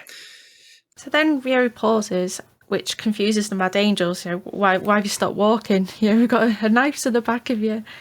And then Ryo says that he needs to take a leak first. So he sort of rushes forward and he moves towards a corner of the harbour, which is specifically to the area where he was talking to Goro about the chalk writing on the floor, and there was the nice sort of view out across the water. So he sees on the floor that it says the number 17 in chalk. Does he do this with his own foot? He does, yeah. So right. It's harking back to what Goro says about that writing being like a meetup area, but he was telling Ryo about it in a positive light, like it's a social thing. But it's got this sort of dark undertone to it as to, that's where the Mad Angels are in Warehouse 17. So I don't know, it made me a bit suspicious about Goro, and I might be reading into it a bit too much. Is he sort of part of the Mad Angels and we just don't know it? I don't know. It was a bit suspect. Thinking back, so the first time you see the number, it's number 10, I think it was. Yeah. And Goro says that you have a party that warehouse. So I think Ryo does this with his foot. He changes, if it still says 10, he's rubbed out the 0 and he's written a 7, because he knows that Nozomi's there. So if anyone sees this, they think, oh, there's a party going on at Warehouse 17 tonight, and then they're going to help because they're going to see that Terry's got Nozomi hooked up, kind of thing. Oh. So we'll probably see this in the next episode, but that's the way I read it. Yeah, that makes a lot more sense. I never noticed that. That's the way I took it, that there's going to be help arriving, because they have sort of played up a little bit that Ryo, while he's a good fighter, they've sort of played up the fact that he's probably not, or he's barely on sort of Guizang's level. So I just wonder if they're going to have a sort of arc where sort of Goro does help, or somebody does help Ryo as almost part of a little bit of redemption, maybe. If it is depends Goro. who sees the number, if it's Goro or if it's the other thing I was thinking of. Who's the other character I was thinking of? Perhaps like the homeless guy, maybe, if they want to shoehorn him in. Yeah, possibly. Or Mark. That was the one I was thinking of, actually. Mark. Either Mark or Goro, probably your two main guys that might see that number and be suspicious. Maybe they know that is where the Mad Angels hang out. So by seeing 17, it's like, well, hey, it's never been 17 before. Something's the matter. I don't know. That's very smart. Yeah, I never noticed. I think it was Ryo, though, because he had his foot over the number, and then when he moved his foot, it said 17, which is obviously where Nozomi is. So I just felt like he'd somehow done that with the chalk, if that makes sense. Yeah, and it seems very deliberate for them to show that, doesn't it? Very, very deliberate. So, in some twist of fate, Ryo actually manages to find Guizang, and he just out of the blue states to him that they're about to have a fight. Guizang is greatly confused by this comment, but Ryo tells him not to say anything and just sort of accept that they're having this fight. So Guizang just willingly accepts the challenge, and they start fighting, which is a very good scene, in my opinion. And I like the music. It starts getting like really dramatic and full on like anime fight scene. And it cuts to Terry in Warehouse 17 getting called outside to watch it by one of his henchmen. So Terry goes out with his men, and they're right in the background watching Ryo and Guizhong having this fight. And it's getting quite intense, and it comes to a dramatic conclusion where they both collapse to the floor after they've both performed the swallow dive kick on one another. So they've sort of cancelled each other out and just landed on the floor. Very reminiscent of the game, actually. Yeah, that's it. So we end out the episode with Terry laughing in like this evil villain manner, exclaiming that Yokosuka is his for the taking, and he's doing this as Ryo and Guizhong are still lying on the floor wriggling around. And we are left on that note with a very dramatic cliffhanger. It's kind of probably the first cliffhanger, actually, isn't it, when you think about it? Because the previous episodes, the ending's kind of like, obviously there's more to come, but it's not like, oh shit, what's going to happen next kind of thing. It's like they've left it ongoing, haven't they? Whereas this is like something bad's happened, but we haven't had the resolution to that. No, in all honesty, I thought the episode was just going to carry on going. It felt so abrupt that it ended honestly, there. I was like, oh. It surprised me as well. I was like, oh my God, is that 23 minutes already just how it ended? Yeah. I was expecting like the next scene. It was crazy. Yeah, it went by so fast. Got anything more to add, Matt, just before we... No, I think you're setting up for the 70-man battle now, aren't you? And the sort of the home straight for the Shenmue 1 content. I think they're going to throw in a lot of action in the first probably 5-7 minutes of this. Mm-hmm. You leave for Hong Kong. I think he gets on the boat halfway through. I think then this is where you end up with the shy fight on the boat. And I said this on stream, actually. My hope is that what they do is they do all of that, and then the end of the episode is you approaching Hong Kong, and you see Hong Kong in the distance on the boat, and then you open episode 6 with Ryo getting off the boat in Hong Kong, and then you're well into Shenmue 2 territory, where we have seen absolutely nothing of Shenmue 2. We've seen some character art of Ren and Joy and Dolnio kicking around. That's it. We've seen nothing else. And that's really cool. We're all that first episode in Hong Kong. We're going in blind. Everybody is going in blind on that, which is really cool. Really, really exciting stuff, guys. So let's have a quick music break now. We're going to play the theme of Goro, actually, quite fitting for this particular episode. He shows up quite a lot, and that is called Yokosuka Blues.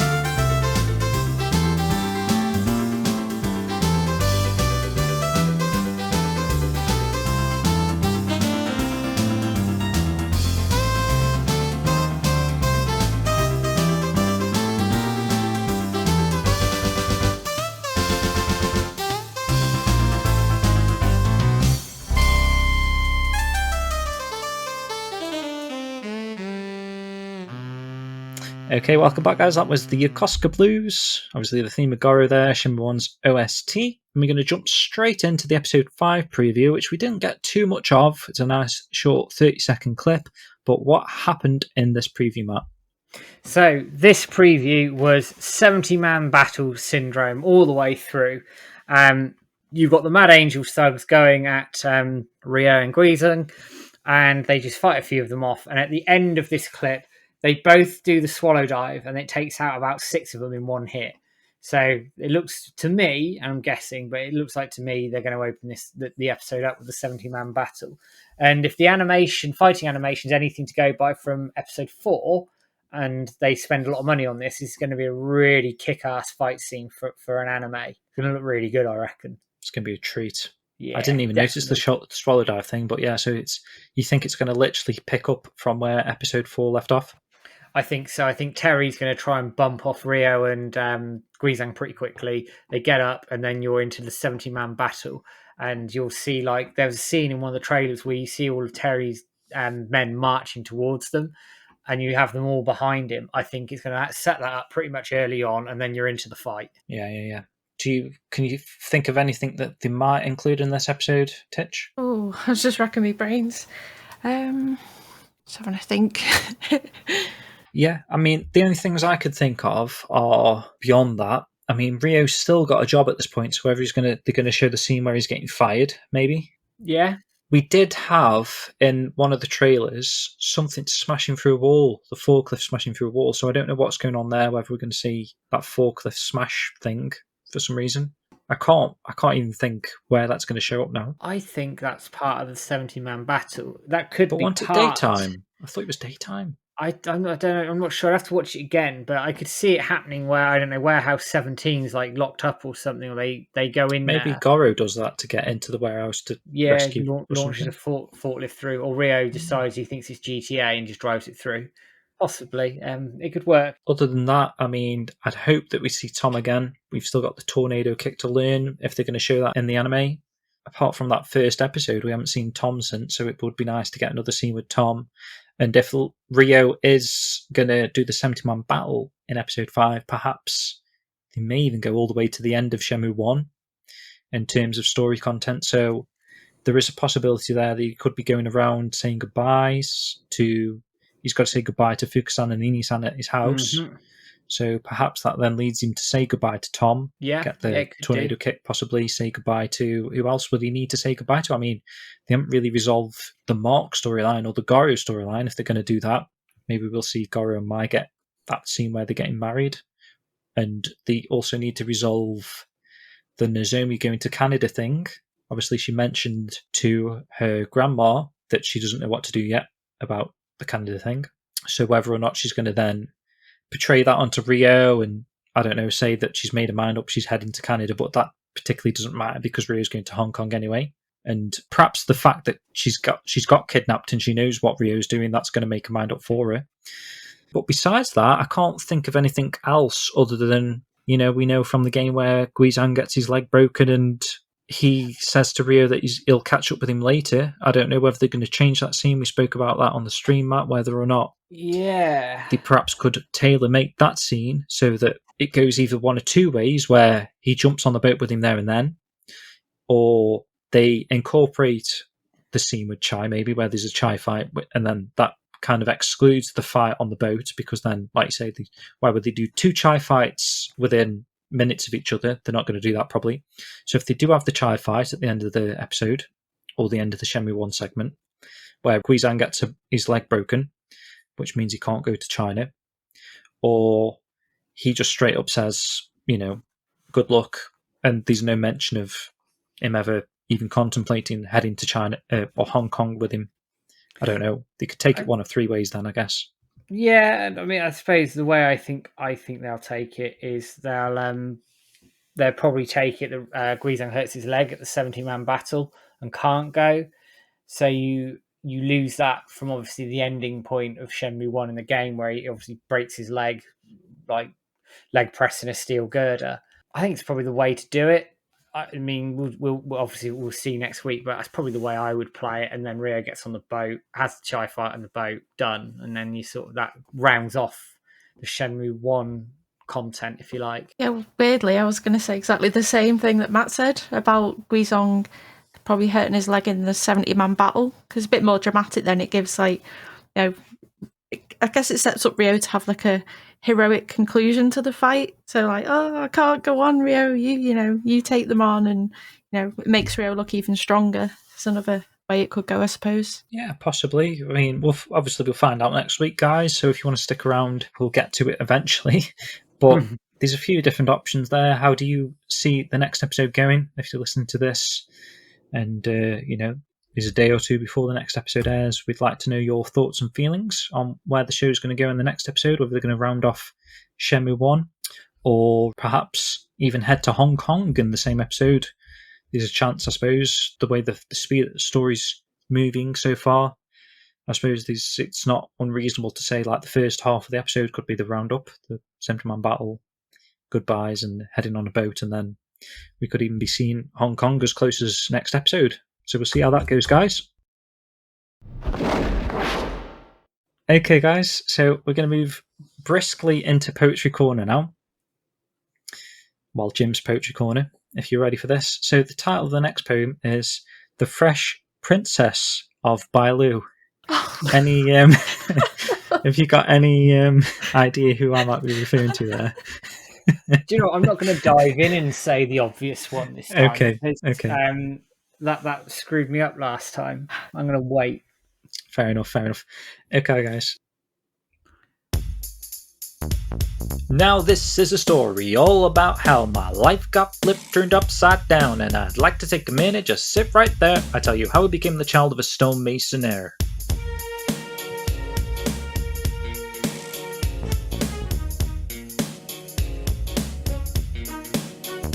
Wheeling in southern China, born and raised in Bailu villages where I spend most of my days. Chilling under Shenmue trees, the cherry blossoms fall, reciting some poem outside Marshall Hall, when a couple of guys who were up to no good started making trouble in my neighborhood. My parents got into a fight and my mom got scared. She said, "You move into a house with that stonemasonaire." I whistled to a deer, and when it came near, the sky just went all black and we started to fear. If anything, I would say that this storm was rare, but I thought, nah, forget it, languish hands over there. We pulled up to a lake about 7 or 8, and the deer yelled to me, "Yo, Ling, smell you later." I looked across the river, Rio standing there, and off we went to save my stonemasonaire. Nicely done.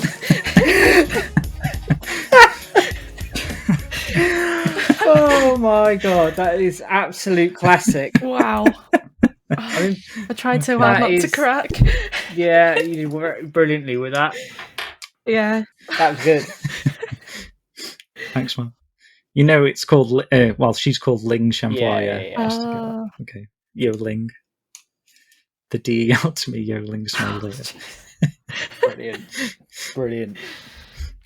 So, who's that, guys? That's Shenhua. Yeah, it can't be anyone else. Cool. Spot on. And that concludes today's episode recap. Not the episode, but just not this particular Shenmue Dojo show episode, but the episode recap as a whole for the anime. So with that, we're going to say goodbye to Titch. So again, thanks for coming, Titch. Oh, thank you very much for having us again. Hope you've enjoyed it. I did very much, especially a bit longer than usual. That's okay. I very much enjoyed the poem, which is now a rap at the end. Jim's rap corner. Yes. I don't know if I can continue that each week, but it's probably the only rap song I know, actually. The Fresh Prince theme. Well, good work. Thank you very much. Cool. Okay. So, yeah. See you later, Titch. Oh, thank you both. See you soon. Bye. All right, Matt. Let's smoothly move into the news section now. So, the first thing I wanted to make a note of are the other different podcasts that are available out there in the Shenmue ether, as it were. There's quite a few. Matt, if you can name some of those podcasts that say if other people out there want a bit more Shenmue content in audio format, etc., where can they go to find more shows about Shenmue? Right, I apologise now if I miss anybody off the list. I'm doing this from memory again. So I'll start at the top and sort of move my way through as we go. So probably the first one that sort of jumps out is the Shenmue AM2 podcast with Andrew and Matt. They've been going quite a long time, pumping out sort of weekly reviews of the episodes that have been going on. They normally get those out around sort of probably early hours Sunday, Monday morning for the UK crowd. So check them out if you haven't done already. Megavisions have been putting out a weekly episode review. Again, go check them over there. Martin over there is a good lad. Loves Shenmue and just sort of been around the dojo on and off over the years as well. So go check them out. Yep. There's also probably a bit more mainstream than sort of those two is the Sega Bits guys. They've been putting out sort of a weekly review of the anime episodes and also did a quick Shenmue 3 retrospective where they did name drop the dojo, which I was quite pleased about. I'm trying to think if there's anybody else I may have missed. James, you might have to fill in a gap for me. Off memory, I'm not sure. I mean, I don't know if there's anyone out there. You can also contact us if you've got your own show or, you're doing something specifically anime-based. Perhaps you're a new person to the series, never played the games, you're just coming from the anime side of things. We want to hear from that type of person. So if that's you, let us know what your content is that you're doing. Whether you've got like an anime podcast or something, you just happen to be covering the Shenmue podcast, the Shenmue Anime, because obviously in our circles we might not be able to detect that kind of a show. I don't know, but I will say those 3 shows that we have got alongside our own, great, just amazing extra areas of getting your additional Shenmue content if you're interested in Shenmue, especially at the moment. I mean, obviously, Megavisions and Sega Bits specifically aren't going to cover Shenmue every time they do a podcast episode, but for the meantime, for the next 8 or 9 weeks or however many weeks of the anime is left, you can expect content from both the Megavisions guys and Barry and I think George, possibly from Sega Bits. I know Barry just did an interview with Lizzle Wilkinson. He did, yeah. So check that out. Actually, it's quite. Which is that's a good show. I'm just thinking actually of anime ones. I know Toonami Faithful over on Twitter. They do a podcast of anime, and I know they've been covering the Shenmue stuff as well. So there are things in the anime circles. So again, as James was saying, if you've heard of any other podcasts, especially ones in the anime circles, I'd be very interested to hear what they're saying about Shenmue the Anime, because we're loving it and the reviews are saying it's pretty good, but I'd be very interested to see what the anime circles are talking about when it comes to it. Yeah, definitely, because obviously we're very biased Shenmue fans, so hearing someone that's just watching the anime without any context going in, that'd be very interesting to hear. So if you know of any shows, let us know, guys. The next news point, and probably the last news point this week, it's already quite a long show than usual, so we don't want to go on too much longer, but I do want to mention this. We mentioned at the start of the show, the Shenmue World Issue 2 magazine Kickstarter. It's ongoing currently right now, still 29 days remaining on this Kickstarter, and we're already, just looking at the total now, I don't know, this could obviously will be different by the time you hear the show on Thursday or Friday or whenever you're listening to this, but currently at 11:30 on the same day it was launched, we're at £11,975. So we're actually £25 away from 12 grand of the 15 grand goal. So I don't want to tempt fate, but it seems like we're going to reach this goal and we're going to be able to make this magazine, which is insane. Again, I mean, I was hesitant last year, or just over a year ago when we launched issue 1, whether or not we'd be able to make that an actual reality, which we did. That fans of Shenmue World Issue 1 will know all the great stuff that was included with that. We managed to make not only the magazine, this 169-page book-esque magazine, we also made a audio CD of Shenwave Volume 1 collection from Rio X. We had a pack of 5 postcards of Gui Lin, some nice screenshots from the game there made in a postcard format. We had an A3 poster, we had a sticker sheet, and a bunch of other extras like stickers and leaflets and a signed print from Eric Calso. And then this time around with Shenmue World Issue 2, in case you're interested, we're going a little bit further. We're testing, actually. I mean, I know we're close to the goal here, but we were testing it a little bit in terms of what we could get out of Issue 2. So again, you get a 164-page book-esque magazine, fan-created, fan-curated, 100% unofficial. I'll have to say that, by the way, that it's unofficial. It's not an actual Shenmue product. It's coming from Shenmue Dojo as a fan magazine there. I'll just read through the contents that you can expect inside the magazine first. So obviously we've got a foreword from yourself, Matt. Yes, we do. I was asked very kindly to write the forward in there. I don't not much to say about it, but You'll read it when you get it, basically. Yeah, read it when you get it. It's I think it's very reminiscent of where we are now as a Shenmue community. Yeah. And then we pick up where things left off with part 1 of the history of the Shenmue Dojo with part 2 here. Again, that was produced by Peter Campbell, which is available to read actually over on the Shenmue Dojo website if you click the history tab at the top there. But it's just amazing to be able to get this published for all eternity inside the magazine. Some really cool screenshots to go along with it as well. Then we've got an actual Shenmue Dojo show season 1 guide. So we're in season 2 of the show now that you're listening to right now. But I produced a little bit of a guide there for season 1, all the episodes. It'd be nice to continue that next issue as well.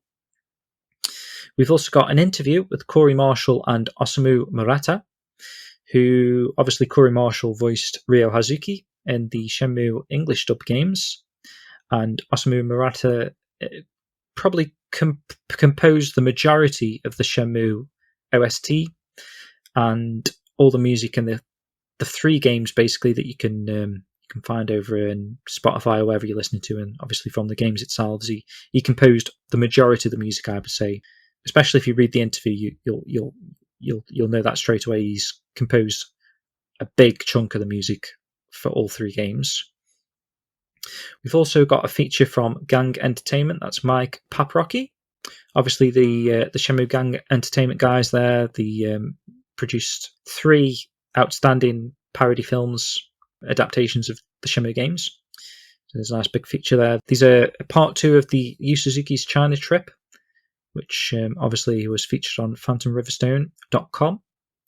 Then we've got a couple of cracking fan articles from Seamus Kelly, who's written a Discovering Shenmue in 2020. It's a great read, a brand new fan to the series, basically. He only discovered the series in 2020. So it's a very passionate write-up there. And we've got another one from Dan Crow for actually similar situation here, but he discovered it in 2018. But it's great to get the opinions and thoughts of 2 newcomers to the series. Then again, like issue 1, we've got comics again from Keith Rosell, who continues his Shenmue 1 comic adaptation, and Shensun, who's done another Shenmue 3-esque comic / manga, which is a great little read. And then I've comprised a Niawu side quest guide. So again, moving on from Shenmue World issue 1's Bailu Village side quest guide, we've got a complete Niawu side quest guide now.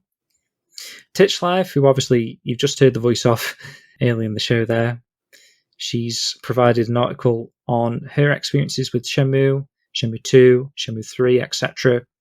Really nice little article. Again, we've got fan favourite Paddy, who's he's written up another pilgrimage, this time to Hong Kong. And then you can expect a wealth of fan art, another little puzzle dojo section, and loads more. So that's just some of the stuff you can expect inside the magazine. Now, some of the extras that you can expect to be included with the magazine this time around. We've got a Blu-ray disc. Again, I mentioned the Gang Entertainment guys there. They've actually included this time around all 3 movies that they produced, remastered for this Blu-ray release. There's special features. They've even got the interview that you did with them, Matt, for your series. That was a bit more like a video interview you did for the first time. That's included on the disc. Cracking interview that as well. They were brilliant to get on. Yeah, 100%, man. And loads of behind the scenes features, bloopers, etc. And these full audio commentary for all 3 films as well. And if you haven't seen these films, guys, bloody hell, the Shenmue folklore in themselves, hilarious films. If you're a Shenmue fan and you like pop culture like Star Wars and that sort of stuff, these are a lot of fun things within those films. Then we've got a Corey Marshall signed print for the first 550 backers. If you pick the correct tier, I noticed there's a couple of people that have picked, whether they've done it on purpose or not, but I have messaged them to change over to the right tier there. Just properly read through the tiers, make sure that you're picking the correct one. But there is tiers available still for the Corey Marshall sign print. So like I said, last issue, you got the Eric Kelso sign print. This time around, there's one from Corey Marshall, which is awesome, the voice of Ryo Hazuki, of course. There will be another A3 folded poster, this time from Junichi, who is the guy that's created the front cover of the magazine this time around. It's hand-drawn. It's been digitally converted by Erin. Fan favourite again from issue 1, Japanese fan. Just amazing artwork, stunning really, especially in the poster form. You've got the Great Wall of China there in the top right corner, and a whole host of characters on the front, featuring some real-life people. You've got Yu Suzuki in the middle there, Matsukaze-san, Corey Marshall, Eric Calso, Ezra, and the localization director, Noguchi-san. Along with that, you get 5 art prints of Bailu Village, which are produced by video game photographer Luna. Just amazing artwork there. She's captured the beauty of Bailu Village. I'm excited to share the other 4 there. I've shown one of the 5 art prints there, A5 art prints that you can expect. We've also got a second set of the premium character sticker sheet, so the same sort of style that you expected, or that you received in Shenmue World Issue 1. We've got Shenmue 2 characters this time around, and these are produced by Sunenobu. Some lovely designs there. And again, mentioning Titch again, we've got a second sticker sheet from Titch Live that you can expect as part of your copy of Shenmue World Issue 2. You're also going to get your name inside the magazine again. So if you got your name in Shenmue World Issue 1, you can keep your streak going and get it in Shenmue World Issue 2 as well. And obviously we're going to add some additional items that we had, similar to the style of Shenmue World Issue 1. So if you did pick up Issue 1, you kind of know what is going to be the situation with Issue 2. You're going to get back cards, some extra leaflets, content sheet, etc. A PDF of the whole magazine, high quality PDF, and just little odd bits and bobs such as these. So if you're on the Kickstarter page, you'll see there's a Let's Get Sweaty tier, which is our main tier. That includes the magazine and all the extras I've just read out there, signed by Corey Marshall. There's a second tier of that is basically just on the off chance that all 450 of that Let's Get Sweaty tier get eaten up and you haven't backed the project yet and you want to still. But unfortunately, you're not going to get the signed print because obviously Corey Marshall can only sign a certain amount.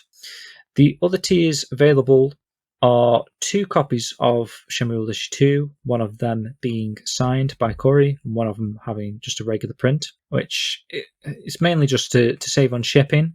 But obviously we didn't want to take away too many of the limited edition prints there, so you just get one of them with your 2 times bundle. And then if them happen to all be taken, you can just back 2 and you just get 2 standard prints of Corey Marshall.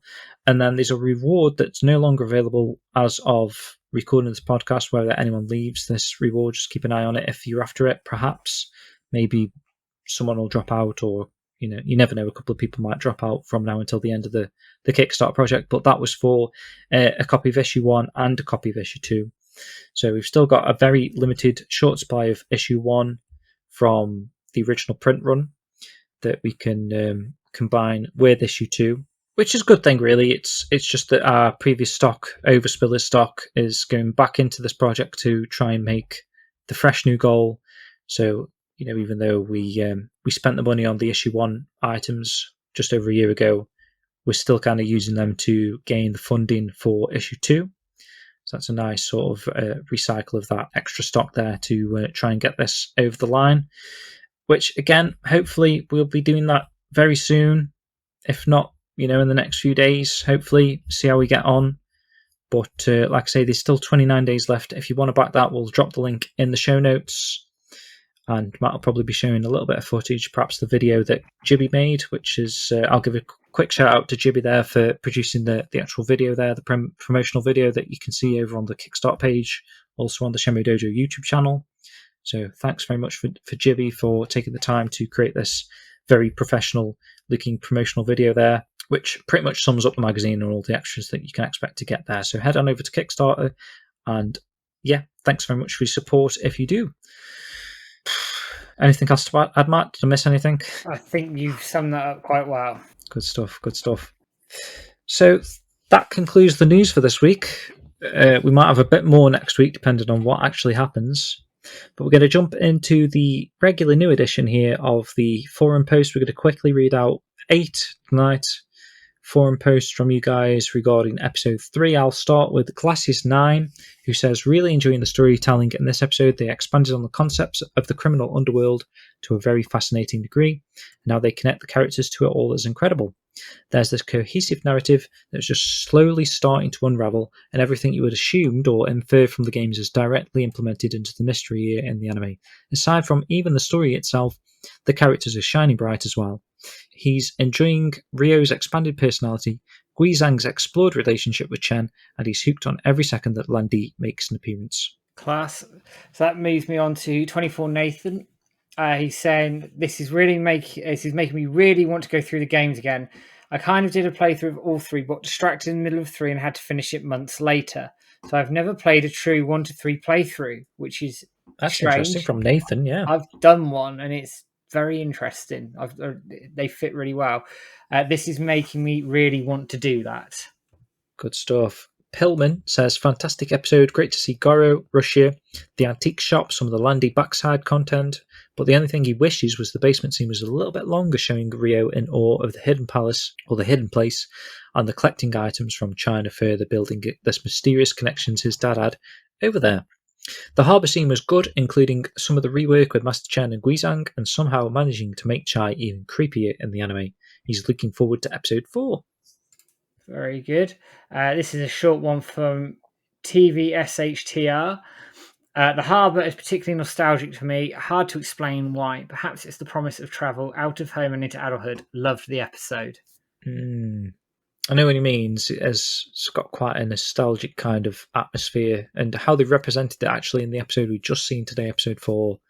I think TVSHTR is going to appreciate, especially that one shot of Mark and Ryo overlooking the sea there in the harbour, whatever. Next comment from Sanzark. Great episode again. I really like the part where the background of Master Chen was explained. When playing the first game as a kid, I never really considered him to be a shady character, but now I can see the underground connections. Also, it's not that surprising that some of us have considered this a weaker episode, which is strange really, considering that I personally thought episode 3 was possibly the best of the bunch of already high quality standard. But he says, because if you think about it, disc 2 is kind of a bridge between the disc 1 and disc 3 content. So he says what happens in disc 1, the story gets established, we get to know some characters, Ray does a lot of investigation to find Charlie, there's the confrontation with Charlie, the letter gets introduced, Ryo translates the letter and gets to Amihama.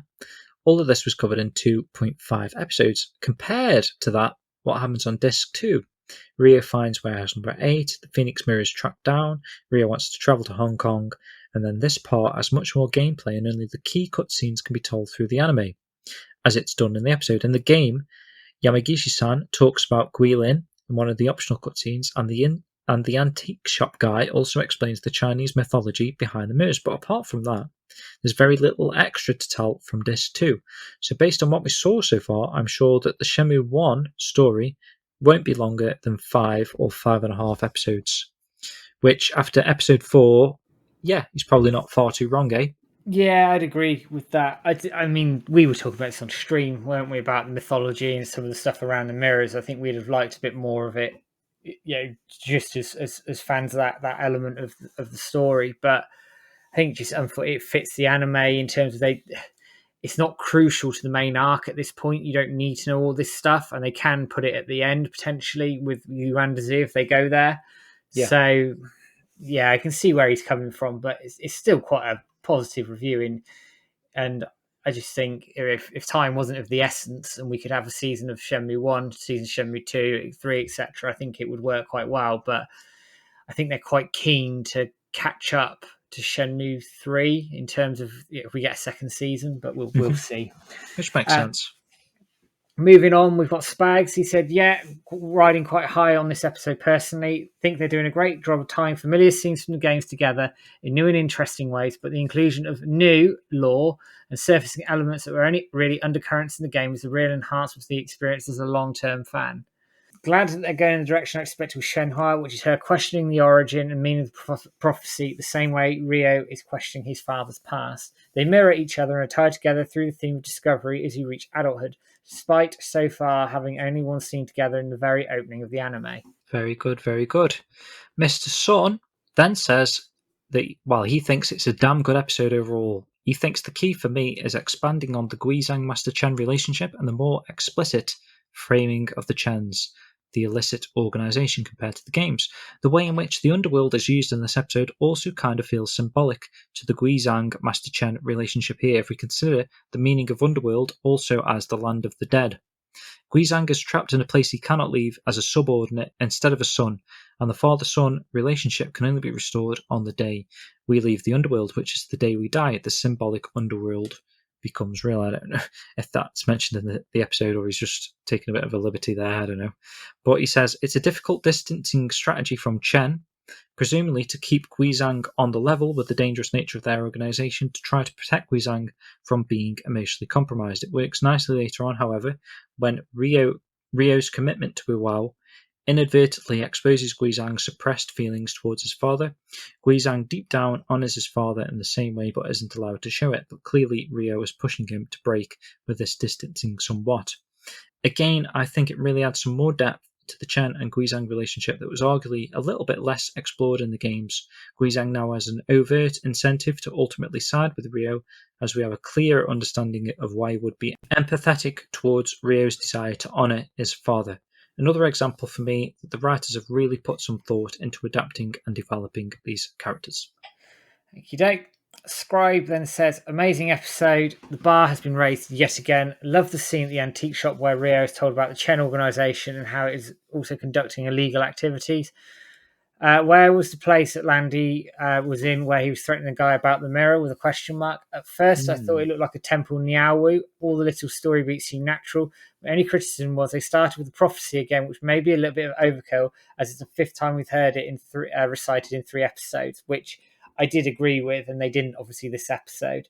Yeah. Need to rewatch now to find some Easter eggs. I only spotted Saturn on the first watch, which was choose the game with the Japanese grey/blue version. Yeah, but you pointed that out in your Easter egg video and some more, so hopefully Scribes watch that video now for the extra episodes. But I will say, like you mentioned there, we didn't get the prophecy in episode 4, but we actually didn't really get much of Shenhua apart from that dream sequence at the start, right? There was no other bit of Shenhua, which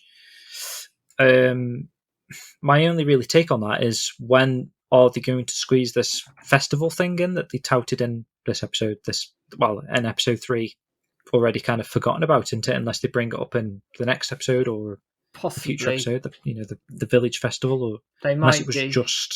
It just seemed like they were alluding to something that was going to happen, right? I don't know. Yeah, it was intimated you might see it, but whether we do or not, I don't think it matters massively. But not to the storyline, but it would be nice to see what they were on about. And yeah, it would bring a few of the Shenmue 3 characters a little bit more together, start fleshing out their stories before Shenmue 3 even, which is crazy to think about, but that is a big possibility from what we've seen so far. So yeah, guys, thanks very much again for leaving your comments over on the Dojo forums. We'll try and read out a few at least each episode moving forward, of course. So guys, all that remains me to say is thanks so much for your ongoing support of the podcast, of the magazine, of the Dojo. Every little outlet that we produce content for is greatly appreciated. We're going to finish off the show with a piece of music. This is called An Unknown Past from Shenmue 3's OST. But yeah, just want to say thanks very much, guys, and we'll see you this time next week. See you later, everyone.